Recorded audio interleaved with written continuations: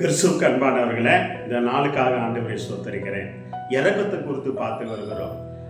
யாத்ராகம் 33ஆம் அதிகாரம் 19ஆம் வசனத்தில் ஆண்டவர் சொல்கிறார், நான் எவன் மேல் இரக்கமாக சித்தமாக இருக்கிறோனோ அவன் மேல் இறங்குவேன் என்று வேதத்தில் பார்க்கிறோம். அப்போ ஆண்டவர் எல்லாத்துக்கும் இறங்க மாட்டார். அதுக்கு முன்னால அவனுக்கு இரக்கம் கிடைக்கணும், கிருபை கிடைக்கணும். என்ன அவர் வேத வசனம் சொல்லுகிறது அந்த 19ஆம் வசனத்துல, யாத்ராகமம் 33:19, நான் எவன் மேல் கிருபையா இருந்து இரக்கம் பாராட்ட சித்தமா இருக்கணும் அவன் மேல் இறங்குவேன். ஹல்லேலூயா. தேவ பிள்ளைகளே, அப்போ தேவனுடைய கிருபை இருந்தாதான் இரக்கம் கிடைக்கும். எல்லாத்துக்கும் இறங்க மாட்டார் தேவன். தேவனுக்கு அந்த கிருபை கிடைக்கணும். அப்ப அந்த கிருபைகளாக கடந்து வரணும். தேவ பிள்ளைகளே, காரணம் என்ன?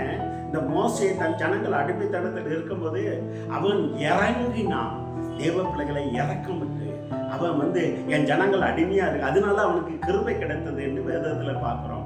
எல்லாருக்கும் அந்த ஜனங்கள், எவ்வளவு ஜனங்கள் இருக்கிறாங்க, எவனாவது தன் சகோதரர்களுக்காக போராட வேண்டும் என்ன கிடைச்சதா? மனசுல இருந்ததா? ஆனா அவன் மனசுல இருந்தது. அதனாலதான் அவனுக்கு கிருபையும் கிடைத்தது. அந்த கிருபை நிமித்தம் இரக்கமும் கிடைத்தது. ஹல்லேலூயா. தேவ பிள்ளைகளே, தன் ஜனத்துக்காக தனக்காக அவன் வாழல. அவன் பெரிய ஒரு அரண்மனையில் வளர்ந்தவன். அவன் அங்கேயே ராஜகுமாரனாக வாழ்ந்திருக்கலாமே. அதை விட்டு இறங்கி வந்தான். தேவ பிள்ளைகளே, இன்னைக்கு 4 பைசா சார்ந்துக்குனா சரி, தலைகீழ ஓடல. தேவ பிள்ளைகளை, ஒரு பெரிய பண வசதி ஆயிட்டுனா தேவனை மறந்துருந்தாங்க. ஆனா உன் குடும்பம் அடிமைத்தனத்தில் இருக்கிறது. தேவ பிள்ளைகளே, உன் ஜாதி ஜன அடிமைத்தனத்தில் அவங்களை மீட்கணும், அவங்களுக்காக ஏதாவது செய்யணும்னு சொல்லி நீ இறங்குனா தேவன் இறங்கி அவர் என்ன பண்ணுவார்னா, எவன் மேல் அந்த இறக்கம் கிடைக்க முடியாத கிருபையை உனக்கு தருகிறார். தேவ பிள்ளைகளே, உனக்கு தருகிறார், ஒரு குடும்பத்துக்கு தருகிறார். அதை தான் ஆண்டவர் சொன்னான், எவன் மேல இறங்க சித்தமா இருக்கிறானோ அவனுக்கு இறங்குவேன் என்று சொல்கிறார். தேவ பிள்ளைகளே, ஆனா பார்வனுக்கு அந்த இறக்கம் கிடைக்கல. ஆனா மோசைக்கு அந்த இறக்கம் கிடைத்தது. தேவ பிள்ளையே, நீங்க இறக்கமுள்ளவனுக்கு தேவன் இறக்கமுள்ளவராக இருக்கிறார். இஸ்ரேல் ஜனங்களை பார்வன் இறங்கினானா? இல்லை. தேவ பிள்ளைகளை அடிமைன்னு தான் நினைச்சான். தேவ பிள்ளைகளே, அதனால தேவ பிள்ளைகளே, அவர் யாரு மேல இறக்கம் கிடைக்கும்படியாக கிருபை செய்கிறாரோ அவங்களுக்கு தான் இறக்கம் கிடைக்கும். அந்த இறக்கத்துக்காக தேவ சமூகத்துல தேவ பிள்ளைகள் மோசையை போல நான் மட்டும் அங்க அரண்மனையில் இருக்கக்கூடாது, நான் ஜனங்களுக்காக ஏதாவது செய்யணும்னு நீங்க நினைக்கும் போது தான் இறக்கம் கிடைக்கும். ஏதாவது செய்யும் போது தான் கிடைக்கும். அதான் யாத்ராகம் 34:6 சொல்லுகிறது, தேவன் இரக்கம் உள்ள தேவன், அவர் சத்தியம் உள்ள தேவன் என்று சொல்லுகிறார். தேவ பிள்ளைகளே, அதே போல இரக்கமுள்ள தேவன், சத்தியமுள்ள தேவன், அவர் ஏற்றென்று மாறாத தேவன். தேவ பிள்ளைகளே, அத்தனை ஜனங்களுக்கு மத்தியில் இஸ்ரவேல் ஜனங்களுக்கு மோசைக்கு இறக்கம் கிடைக்கும்படியாக கிருபை கிடைக்கும்படியாக செய்தார். அது ஏன் ஆண்டவர் சொல்றாருன்னா, ஆண்டவர் மோசையை சொல்கிறார், தேவனை பார்க்கணும் ஆண்டவரே, பார்க்கணும், உங்களுடைய கிருபை எனக்கு தேவை என்று சொல்கிறார். ஆண்டவர் சொல்கிறா, என் முகத்தை பார்த்து யாரோடு நீ உயிரோடு இருக்க முடியாதுன்னு சொல்லி ஒரு இடத்துக்கு வர சொல்லி அவரை கடந்து போறார். அவன் பின் சாயிலை பார்த்தான் என்று விதத்துல பார்க்கிறோம். தெய்வ பிள்ளைகளே, ஆனா நம்ம இயேசு கிறிஸ்துவ முகமுமா பார்க்கிறோம். ஆனா தேவனை முகமுமா பார்க்க முடியாது, அவர் பார்த்து உயிரோடு இருக்க முடியாது. ஆனா மோசைக்கு மட்டும் அவருடைய பின் சாயிலை காக்கிறார். கடவுளை பார்க்குற எவ்வளோ பெரிய இறக்கம் தெரியுமா? அதான். ஆனால் என் மேல் இறக்க போராட்டு சொல்ல அதெல்லாம் கடவுள் பார்க்க முடியாது அப்படின்னு.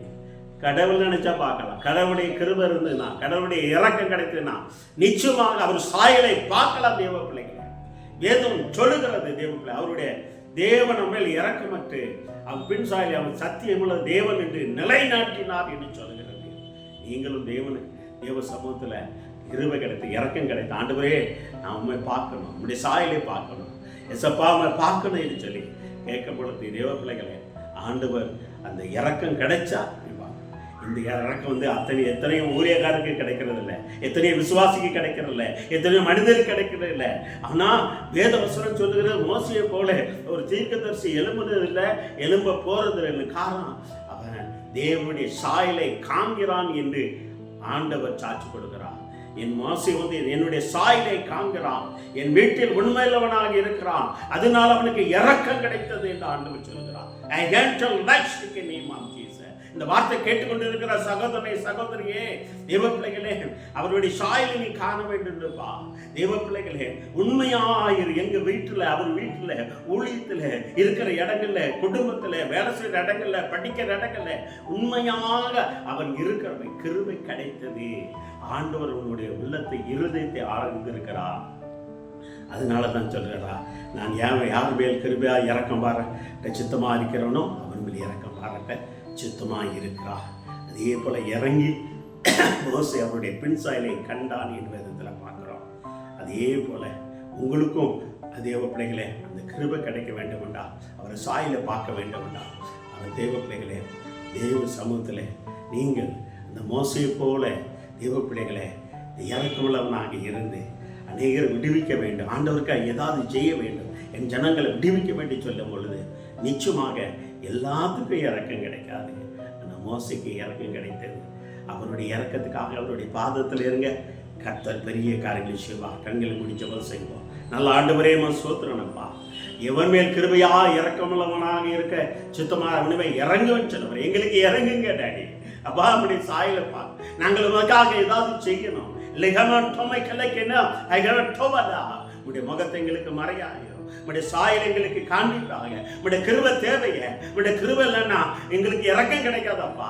உடைய கிருபையினால எங்களுக்கு இறக்கம் கிடைக்கும்படியாக நீ கிருபை செய்கிறாய்.